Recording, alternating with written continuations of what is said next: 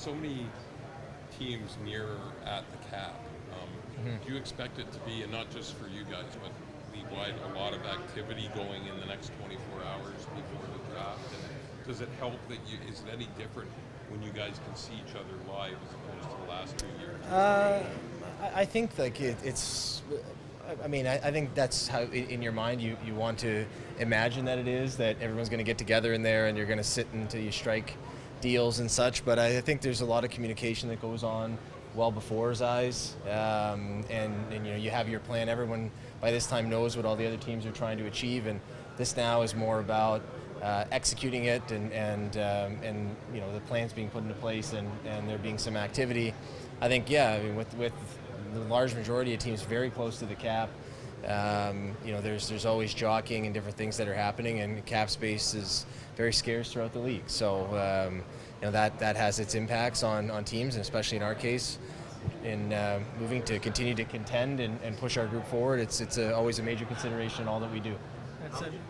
Describe the state of talks with Jack Campbell and your plan going forward for right now. We continue to speak to Jack. Obviously, it's no secret that goaltending is a priority for us, and we'll continue to speak with he and his people as we go through the coming week here. Obviously, it's getting close to decision time for everybody, and especially for Jack, because it's a life-altering event, and so we'll continue to speak with them here this week and through the weekend, and be well prepared going into next week for where we want to go with it. Same question about Ilya Mikheyev.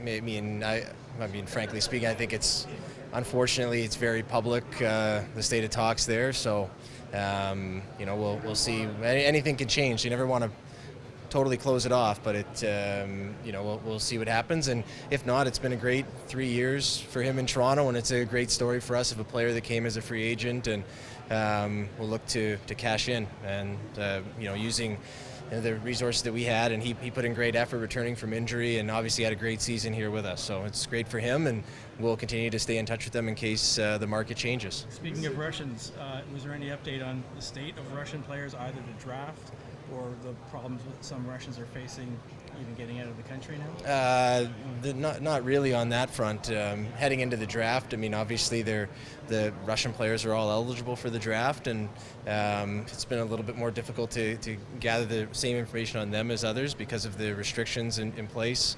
as the situation unfolds there in Ukraine. So that's they're eligible, and we'll evaluate them as they come forward on our list, and we get set for our selections. You guys had Tampa on the ropes, obviously, and you see them go on their run. What are you thinking as that run's going on? Does it reinforce your belief? Does it sort of we were so close?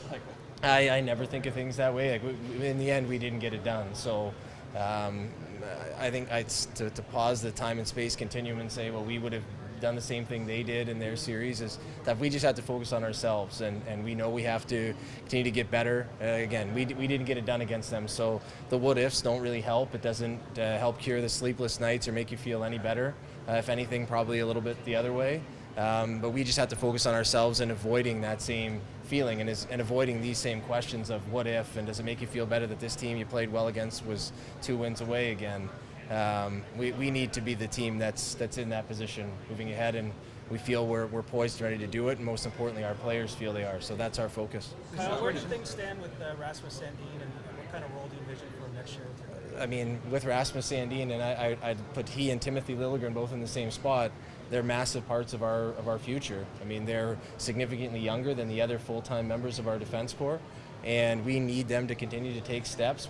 In Rasmus's case, one of the major focuses on trying to set him up to continue to be healthy all the way through the year, and putting the proper resources into him to arm him to do that.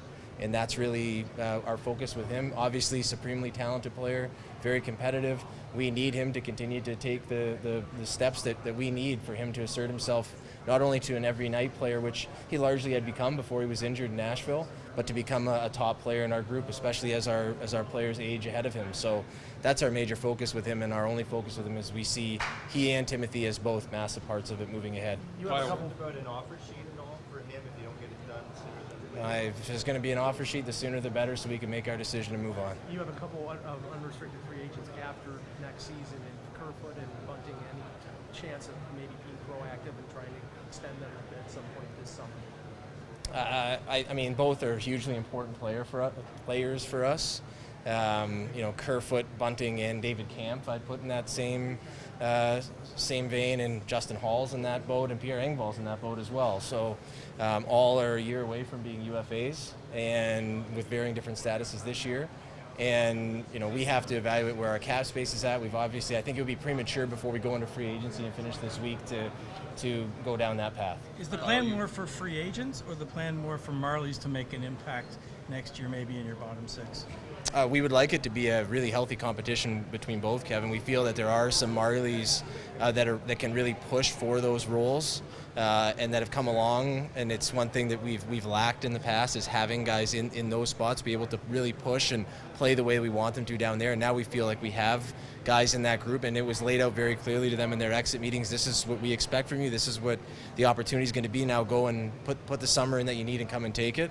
And I also think that we can't just count on all of them being at their best, and we need to supplement that with some players in free agency. They're obviously not going to be the most enticing signings we make, but they're hugely important for our team. Would your big I think in the end, we need to look back, Josh, 5 years from now and think that we picked the best player.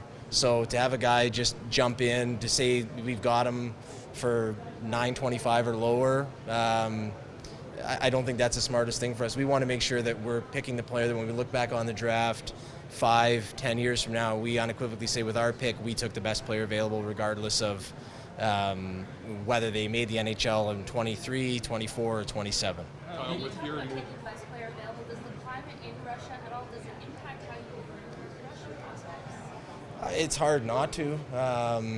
There's so much uncertainty, and it's in that situation I've not encountered in my time here. So it is something that you consider. I think we have people on our staff that were involved when it was very difficult to get players out of Russia for different reasons than it is today. And it was, at that time, a lot of very good players came to the league a little bit later. So it is certainly foreign territory for me, only in the context of hockey. I don't want to make it seem any different than anything than what I'm speaking of, which is just a hockey decision. There's obviously a much greater human situation happening there. So with regards to the hockey, we will go through the players as they come and evaluate each of their process or their statuses relative to their contract and various different things like that, and then make the decision. Well, obviously, Haley's got a new title. Sure. But in the scope of the league, this is a trend that's happening. What can you say? You've been big on inclusion in the game.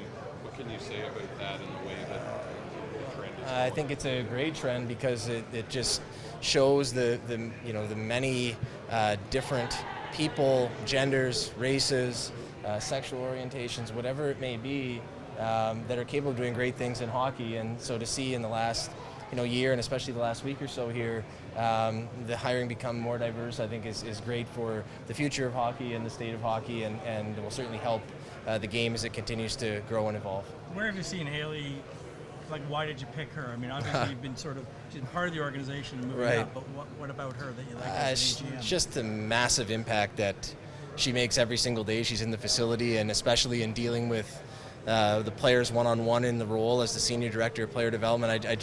And the impact when she's around our Leafs during the year, the impact that she's able to make on them with her own experiences and how competitive she is about everything. Like it's really quite remarkable, and it's very rare you're able to have someone who's one of, if not the best of all time at what they do, lend that guidance to our players and our staff. So that was a slam dunk, Kevin. You've also changed direction on the goaltending coaches, and where's the organization going in terms of being able to develop goaltending rather than chase free agent goaltending? Well, I think it starts with drafting, and we've got two Russian goaltenders, Artur Akhtiamov and Vyacheslav Peksa, that are coming along. Both are in Kazan's system, and we were happy with the years that they had last year.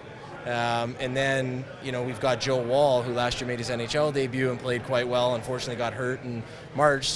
And then Eric Shelgren came in and at the end of the year stabilized things for us quite well when we desperately needed it.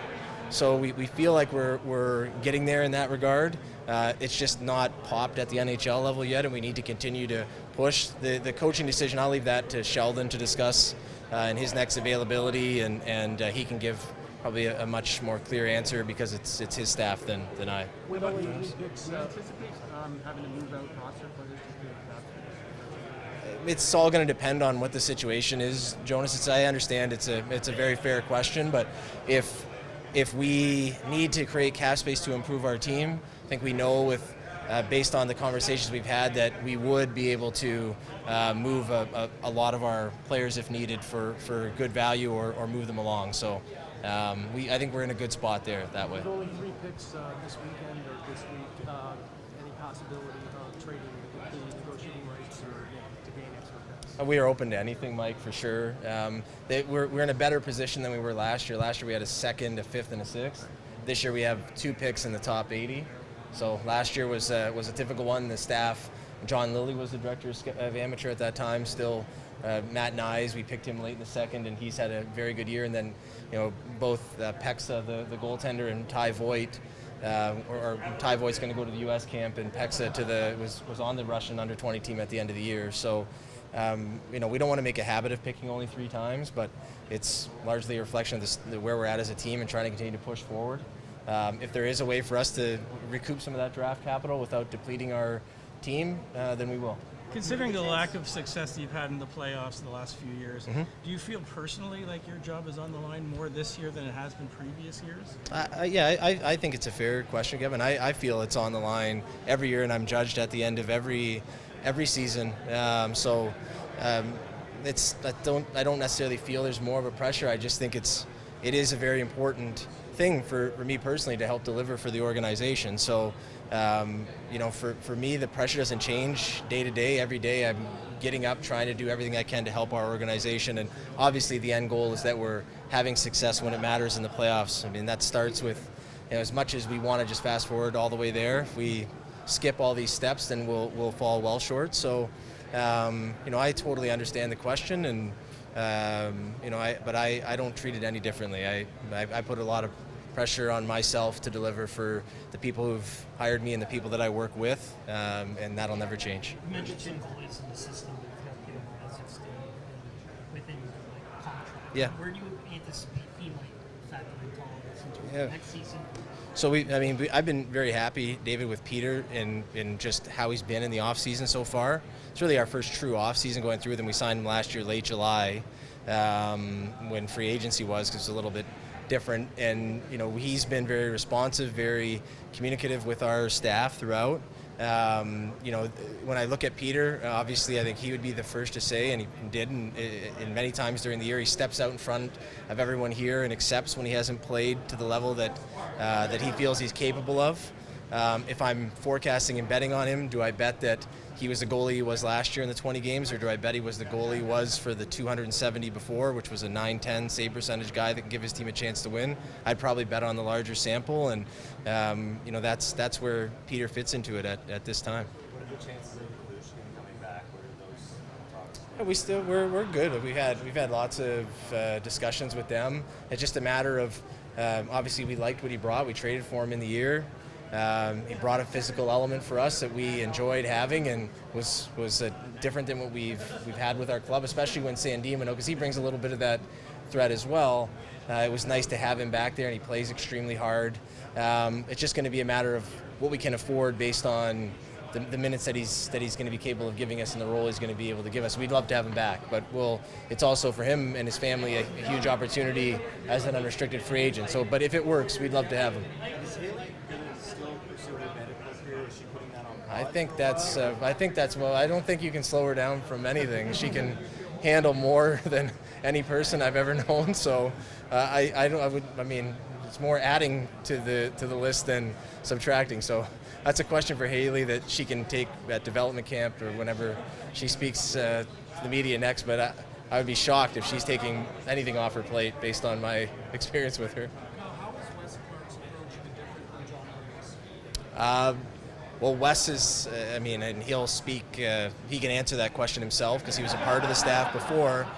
Wes is extraordinary. Like, his communication with the staff was very similar to John's. I thought he was excellent throughout the year, And I thought he was excellent at hammering home what he wanted from the staff day to day, meeting to meeting. His process was different in terms of wanting the guys to supplement all of their live viewings with more evidence building with video, and not reduce. I mean, the live viewings were reduced a little bit due to travel restrictions at times, but not reduce that, but use more video to supplement and check your work, and just ensure that the process was as sound as possible on that front. And Wes leans heavily on our analyst department led by Will Sibley, and our R&D department that Daryl Metcalf still leads as well, just to put as much evidence as possible into the decision and list building that he can. So, I mean, I've worked with Wes a long time now, so I know that he's going to be as thorough and as dialed in as anybody, and it's been evident in just the way he's run the meetings here throughout the year, but mostly the last couple weeks.